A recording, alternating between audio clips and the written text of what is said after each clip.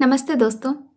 आज सुनेंगे मुंशी प्रेमचंद जी के द्वारा लिखी हुई कहानी महातीर्थ। मुंशी इंद्रमणि की आमदनी कम थी और खर्च ज्यादा। अपने बच्चे के लिए दाई का खर्च न उठा सकते थे, लेकिन एक तो बच्चे की सेवा शुश्रूषा की फिक्र और दूसरा अपने बराबर वालों से हेठे बनकर रहने का अपमान इस खर्च को सहने पर मजबूर करता था। बच्चा दाई को बहुत चाहता था, हरदम उसके गले का हार बना रहता था, इसलिए दाई और भी जरूरी मालूम होती थी। पर शायद सबसे बड़ा कारण यह था कि वह मुरव्वत के वश दाई को जवाब देने का साहस नहीं कर सकते थे। बुढ़िया उसके यहाँ 3 साल से नौकर थी। उसने उनके इकलौते लड़के का पालन पोषण किया था। अपना काम बड़ी मुस्तैदी और परिश्रम से करती थी। उसे निकालने का कोई बहाना न था और व्यर्थ खुचर निकालना इंद्रमणि जैसे भले आदमी के स्वभाव के विपरीत था। पर सुखदा इस संबंध में अपने पति से सहमत न थी। उसे संदेह था कि दाई हमें लूटे लेती है। जब दाई बाजार से लौटती तो वह दालान में छिपी रहती कि देखूं कहीं आटा छिपा कर तो नहीं रख लेती, लकड़ी तो नहीं छिपा लेती। उसकी लाई हुई चीज़ों को घंटों देखती और पूछताछ करती। बार बार पूछती कि इतना ही क्यों, क्या भाव है, क्या इतना महंगा हो गया। दाई कभी तो इन संदेहात्मक प्रश्नों का उत्तर नम्रता पूर्वक देती, किंतु जब कभी बहू जी ज्यादा तेज हो जाती तो वह भी कड़ी पड़ जाती।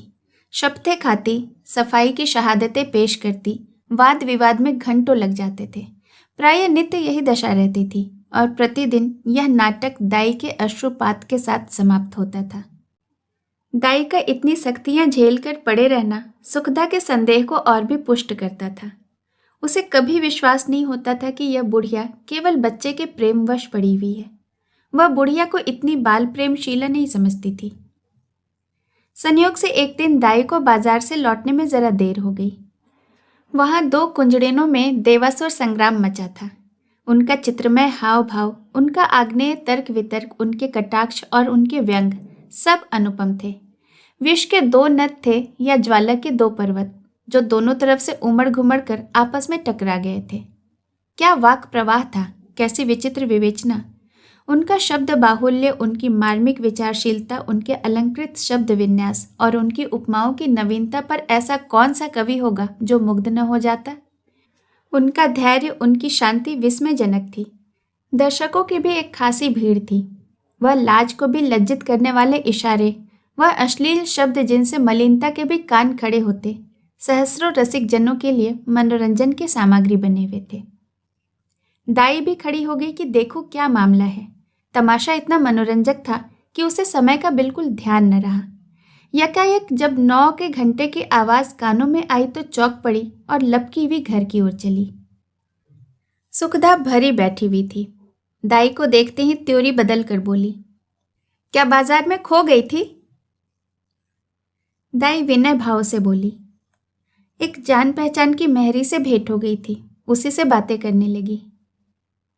सुखदा इस जवाब से और भी चिढ़ कर बोली, यहां दफ्तर जाने का समय हो रहा है और तुम्हें सैर सपाटे की सूझती है। परंतु दाई ने इस समय दबने में ही कुशल समझी। बच्चे को गोद में लेकर चली, पर सुखदा ने झिड़क कर कहा, रहने दो, तुम्हारे बिना वह कुछ व्याकुल नहीं हुआ जाता। दाई ने इस आज्ञा को मानना आवश्यक नहीं समझा। बहू जी का क्रोध ठंडा करने के लिए इससे उपयोगी और कोई उपाय न सूझा। उसने रुद्रमणि को इशारे से अपने पास बुलाया। वह दोनों हाथ फैलाए लड़खड़ाता वह उसकी ओर चला। दाई ने उसे गोद में उठा लिया और दरवाजे की तरफ चली, लेकिन सुखदा बाज की तरह उस पर झपटी और रुद्र को उसकी गोद से छीन कर बोली, तुम्हारी यह धूर्तता बहुत दिनों से देख रही हूं। यह तमाशा किसी और को दिखाना, यहां जी भर गया है। दाई रुद्र पर जान देती थी और समझती थी कि सुखदा इस बात को जानती है। उसके समझ में सुखदा और उसके बीच एक ऐसा मजबूत संबंध था जिसे साधारण झटके तोड़ न सकते थे। यही कारण था कि सुखदा के कटु वचनों को सुनकर भी उसे विश्वास न होता था कि वह मुझे निकालने पर प्रस्तुत है। सुखदा ने यह बातें कुछ ऐसी कठोरता से कही और रुद्र को ऐसी निर्दयता से छीना कि दाई से सहा न गया। वह बोली, बहू जी, मुझसे कोई बहुत बड़ा अपराध तो नहीं हो गया, बहुत तो पाव घंटे की देर हुई। इस बात पर आप इतना बिगड़ रही हो तो साफ क्यों नहीं कह देती कि दूसरा दरवाज़ा देख लो। नारायण ने पैदा किया है तो खाने को भी देगा, मजूरी का अकाल थोड़े ही है। सुखदा ने कहा, तो यहाँ तुम्हारी परवाह ही कौन करता है? तुम जैसी लौंडी ने गली गली में ठोकरें खाती फिरती हैं। दाई ने जवाब दिया, हाँ, नारायण आपको कुशल रखे। लौंडियाँ और दाइयाँ तो आपको बहुत मिलेंगी। मुझसे जो कुछ अपराध हुआ उसे क्षमा कीजिए, मैं जाती हूँ। सुखदा, जाकर मर्दाने में अपना हिसाब कर ले। दाई, मेरी तरफ से रुद्र बाबू को मिठाइयाँ मंगवा दीजिएगा। इतने में इंद्रमणि भी बाहर आ गए। पूछा, क्या है क्या? दाई ने कहा, कुछ नहीं, बहू जी ने जवाब दे दिया है, मैं घर जाती हूँ। इंद्रमणि गृहस्थी के जंजाल से इस तरह बचते थे जैसे कोई नंगे पैर वाला मनुष्य कांटों से बचे। उन्हें सारे दिन एक ही जगह खड़े रहना मंजूर था, पर कांटों में पैर रखने की हिम्मत न होती थी। खिन्न होकर बोले, बात क्या हुई? सुखदा, कुछ नहीं, अपनी इच्छा, जी नहीं चाहता नहीं रखते, किसी के हाथों बिक तो नहीं गए हैं। इंद्रमणि ने झुंझला कर कहा, तुम्हें बैठे बैठे एक न एक खुचर सूझती ही रहती है। सुखदा ने तुनक कर कहा, हाँ, मुझे तो इसका रोग है ना, क्या करूं, स्वभाव ही ऐसा है। तुम्हें यह बहुत प्यारी है तो ले जाकर गले में बांध लो, मेरे यहां इसकी जरूरत नहीं है। दाई घर से निकली तो आंखें डबडबाई हुई थी। हृदय रुद्रमणि के लिए तड़प रहा था। जी चाहता था एक बार बालक को लेकर प्यार करूं, पर यह अभिलाषा लिए हुए ही उसे घर से बाहर निकलना पड़ा।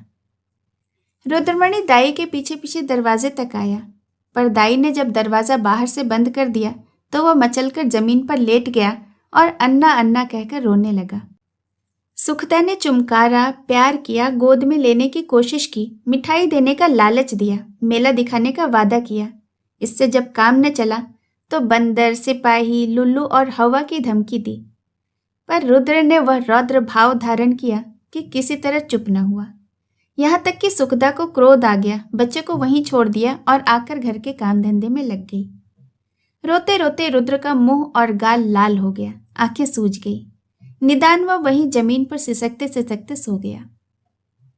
सुखदा ने समझा था कि बच्चा थोड़ी देर में रो धोकर चुप हो जाएगा। रुद्र ने जागते ही अन्ना की रट लगा दी। 3 बजे इंद्रमणि दफ्तर से आए और बच्चे की यह दशा देखी तो स्त्री की तरफ कुपित नेत्रों से देखकर उसे गोद में उठा लिया और बहलाने लगे। जब अंत में रुद्र को यह विश्वास हो गया कि दाई मिठाई लेने गई है तो उसे संतोष हुआ, परंतु शाम होते ही उसने फिर से चीखना शुरू किया, अन्ना मिठाई ला। इस तरह 2-3 दिन बीत गए। रुद्र को अन्ना की रट लगाने और रोने के सिवाय और कोई काम न था। वह शांत प्रकृति कुत्ता जो उसकी गोद से एक क्षण के लिए भी न उतरता था, वह मौन व्रतधारी बिल्ली जिसे ताक पर देखकर वह खुशी से फूला न समाता था, वह पंखहीन चिड़िया जिस पर वह जान देता था, वह सब उसके चित्त से उतर गए। वह उनकी तरफ आंखें उठाकर भी न देखता था। अन्ना जैसी जीती जागती, प्यार करने वाली, गोद में लेकर घुमाने वाली, थपका थपका कर सुलाने वाली, गा गा कर खुश करने वाली चीज का स्थान उन निर्जीव चीजों से पूरा न हो सकता था। वह अक्सर सोते सोते चौंक पड़ता था, अन्ना अन्ना पुकार कर हाथों से इशारा करता मानो उसे बुला रहा हो। अन्ना की खाली कोठरी में घंटों बैठा रहता। उसे आशा होती कि अन्ना यहाँ आती होंगी। इस कोठरी का दरवाजा खुलते सुनता और अन्ना अन्ना कहकर दौड़ता, समझता कि अन्ना आ गई। उसका भरा हुआ शरीर घुल गया, गुलाब जैसा चेहरा सूख गया। माँ और बाप उसकी मोहनी हंसी के लिए तरस कर रह जाते। यदि बहुत गुदगुदाने या छेड़ने से हंसता भी तो ऐसा जान पड़ता कि दिल से नहीं हंसता, केवल दिल रखने के लिए हंसता है। उसे अब दूध से प्रेम न था, न मिश्री से, न मेवे से, न मीठे बिस्किट से, न ताज़ी इमरती से। उनमें मज़ा तब आता था जब अन्ना उन्हें अपने हाथों से खिलाती थी। अब उसमें मज़ा नहीं था। 2 साल का लहलहाता वह सुंदर पौधा मुरझा गया। वह बालक जिसे गोद में उठाते ही नरमी, गर्मी और भारीपन का अनुभव होता था, अब वह सूख कर कांटा हो गया। सुखदा अपने बच्चे की यह दशा देखकर भीतर ही भीतर कुढ़ती और अपनी मूर्खता पर पछताती। इंद्रमणि जो शांतिप्रिय आदमी थे, अब बालक को गोद से अलग न करते थे। उसे रोज साथ हवा खिलाने ले जाते, नित्य नए खिलौने लाते, पर मुरझाया हुआ पौधा किसी तरह न पनपता था। दाई उसके लिए संसार की सूर्य थी। उस स्वाभाविक गर्मी और प्रकाश से वंचित रहकर हरियाली को बाहर कैसे दिखाता। दाई के बिना उसे अब चारों ओर सन्नाटा दिखाई देता था। दूसरी अन्ना तीसरे ही दिन रख ली गई थी, पर रुद्र उसकी सूरत देखते ही मुंह छिपा लेता, मानो वह कोई डायन या चुड़ैल हो। प्रत्यक्ष रूप में दाई को न देखकर रुद्र अब उसकी कल्पना में ही मग्न रहता। वहां उसकी अन्ना चलती फिरती दिखाई देती थी। उसकी वह गोद थी, वही स्नेह, वही प्यारी प्यारी बातें, वही प्यारे गाने, वही मज़ेदार मिठाइयाँ, वही सुहावना संसार, वही आनंदमय जीवन। अकेले बैठकर कल्पित अन्ना से बातें करता। अन्ना, कुत्ता भूखे। अन्ना, गाय दूध देती। अन्ना, उजला उजला घोड़ा दौड़े। सवेरे होते ही लोटा लेकर दाई की कोठरी में जाता और कहता, अन्ना पानी। दूध का ग्लास लेकर उसकी कोठरी में रख आता और कहता, अन्ना दूध पिला। अपनी चारपाई पर तकिया रखकर चादर से ढक देता और कहता, अन्ना सोती है। सुखदा जब खाने बैठती तो कटोरे उठा उठाकर अन्ना की कोठरी में ले जाता और कहता, अन्ना खाना खाएगी। अन्ना अब उसके लिए एक स्वर्ग की वस्तु थी, जिसके लौटने की अब उसे बिल्कुल आशा न थी। रुद्र के स्वभाव में धीरे धीरे बालकों की चपलता और सजीवता की जगह एक निराशाजनक धैर्य और एक आनंद विहीन शिथिलता दिखाई देने लगी। इस तरह 3 हफ्ते गुजर गए। बरसात का मौसम था। कभी बेचैन करने वाली गर्मी, कभी ठंडी हवा के झोंके, बुखार और जुकाम का जोर था। रुद्र की दुर्बलता इस ऋतु परिवर्तन को बर्दाश्त न कर सकी।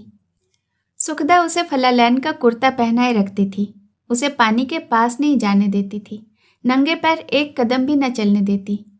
पर सर्दी लग ही गई। रुद्र को खांसी और बुखार आने लगा। प्रभात का समय था। रुद्र चारपाई पर आंखें बंद किए पड़ा था। डॉक्टरों का इलाज निष्फल हुआ।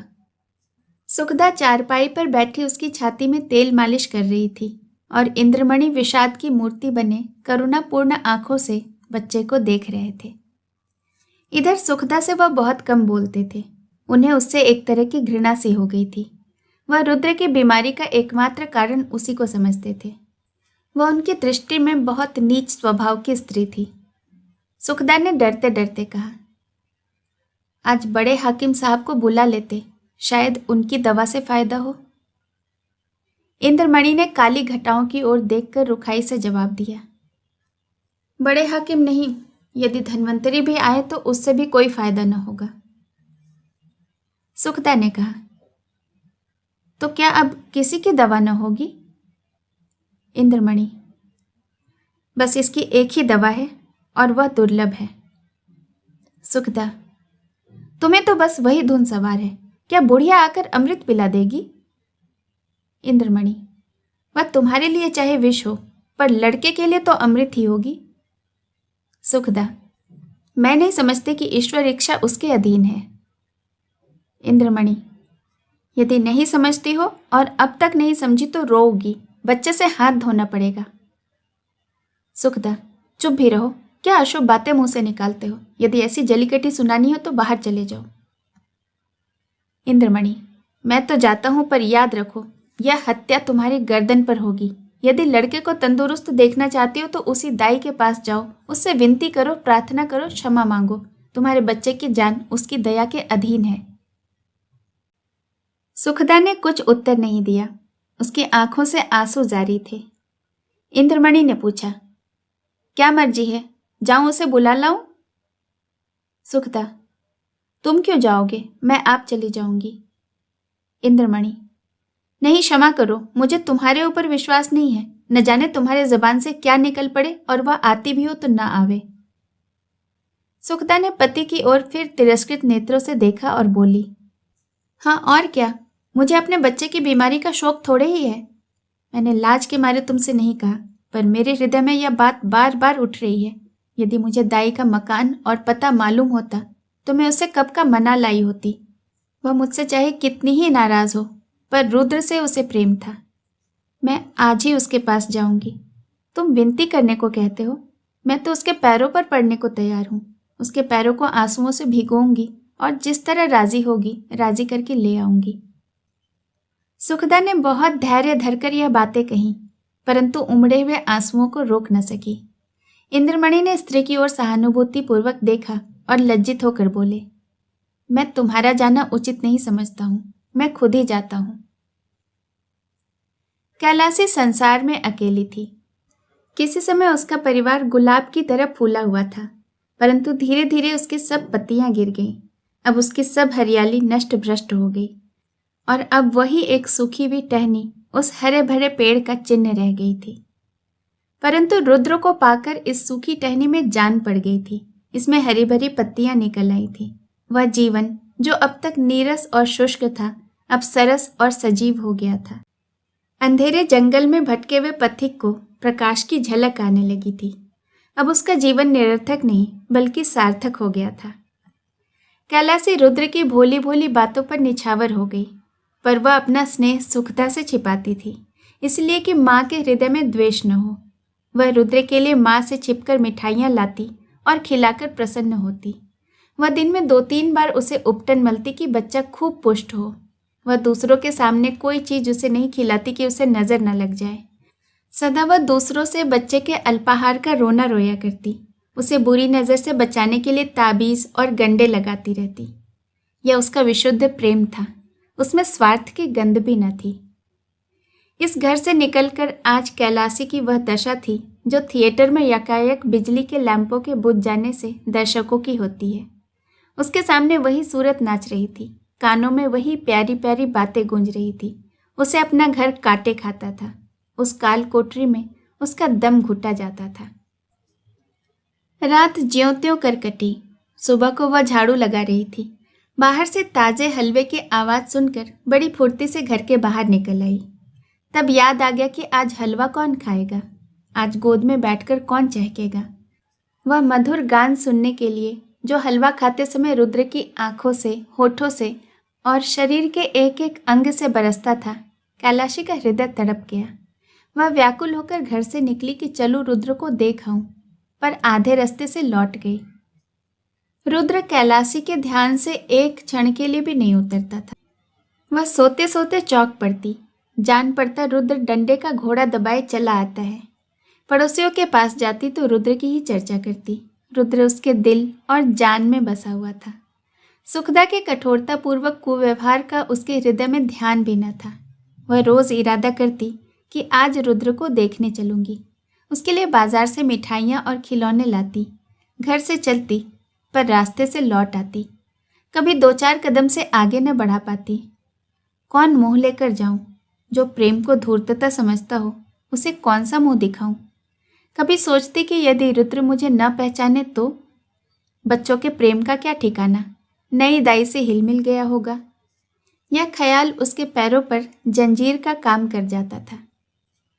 इस तरह 2 हफ्ते बीत गए। कैलाशी का जी उछटा रहता था, जैसे उसे कोई लंबी यात्रा करनी हो। घर की चीजें जहाँ की तहाँ पड़ी रहती, न खाने की सुध थी न कपड़े की। रात दिन रुद्र के ही ध्यान में डूबी रहती थी। संयोग से इन्हीं दिनों बद्रीनाथ की यात्रा का समय आ गया। मोहल्ले के कुछ लोग यात्रा की तैयारियां करने लगे। कैलाशी की दशा इस समय उस पालतू चिड़िया की सी थी जो पिंजड़े से निकलकर फिर किसी कोने की खोज में हो। उसे विस्मृति का यह अच्छा अवसर मिल गया।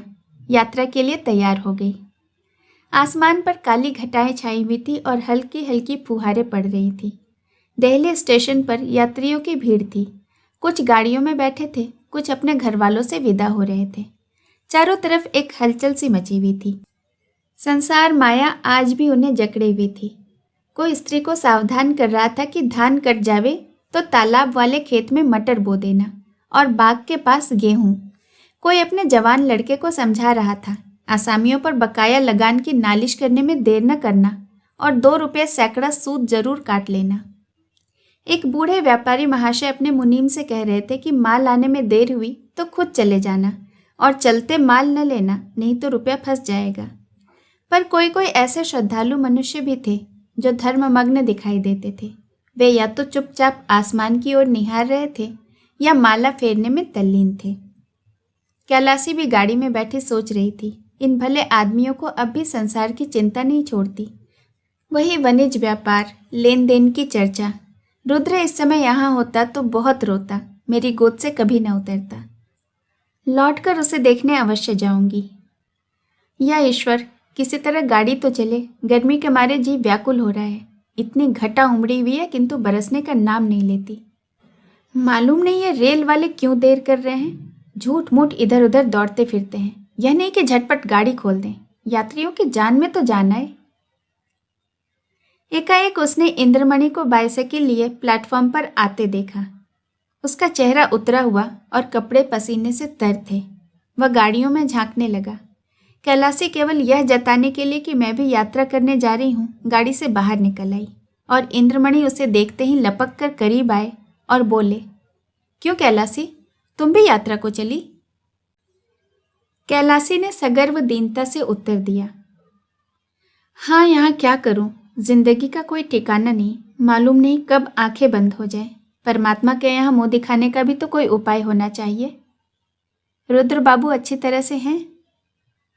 इंद्रमणि, अब तो जा ही रही हो, रुद्र का हाल पूछकर क्या करोगी? उसे आशीर्वाद देती रहना। कैलासी की छाती धड़कने लगी, घबरा कर बोली, उनका जी अच्छा नहीं है क्या? इंद्रमणि, वह तो उसी दिन से बीमार है जिस दिन से तुम वहां से निकली।